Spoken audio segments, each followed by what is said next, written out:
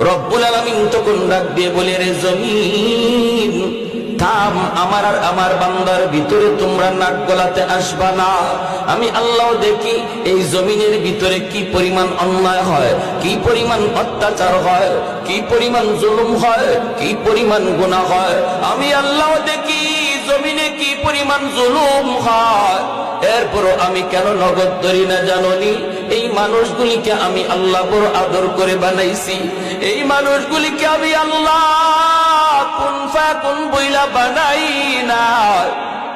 আসমান আল্লাহ বানাইছে কুন ফায়াকুন বইলা, জমিন আল্লাহ বানাইছে কুন ফায়াকুন বইলা, ফেরেশতাদেরকে আল্লাহ বানাইছেন কুন ফায়াকুন বইলা।